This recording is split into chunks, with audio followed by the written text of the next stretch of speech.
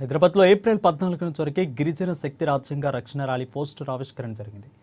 April 14న బహిర్బాగో చౌరస్తా నుంచి 125 అడుగుల అంబేద్కర్ విగ్రహం వరకు కూడా ర్యాలీ నిర్వహిస్తామని అన్నారు గిరిజన శక్తి రాష్ట్ర అధ్యక్షులు వెంకటేష్ చౌహాన్. ఇక కేంద్రంలోని బీజేపీ రాజ్యాంగాన్ని ప్రమాదంలో పడవేస్తుందని అన్నారు నేతలు. కార్యక్రమంలో గిరిజన సంఘాల నేతలు పాల్గొన్నారు.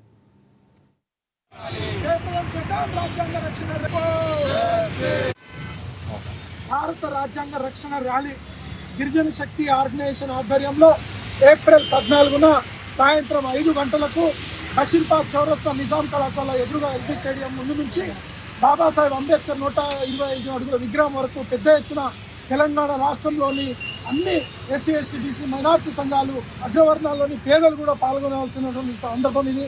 ఎందుకంటే బాబాసాహెబ్ అంబేద్కర్ కులానికో మతానికో నాయకుడు కాదు, విశ్వనరుడు. ఈ దేశంలో ఉన్నటువంటి అన్ని వర్గాలకు, మహిళలకు, అగ్రవర్ణాలను, పేదలకు కూడా న్యాయం జరగాలని భారత రాజ్యాంగాన్ని రచించినటువంటి మహనీయుడు. అటువంటి మహనీయుడు యొక్క జయంతిని ఘనంగా గౌరవంగా అందరూ మంచి గొప్ప గౌరవప్రదమైన డ్రెస్సులో బూటు వేసుకొని రాజ్యాంగాన్ని పట్టుకొని రావాలని ఇక్కడ జరిగే ర్యాలీ సాయంత్రం 4 గంటల నుంచి పెద్ద ఎత్తున జరుగుతుంది. ఏపీలోని అనకాపల్లి జిల్లా రాజయ్యపేట దగ్గర ఏర్పాటు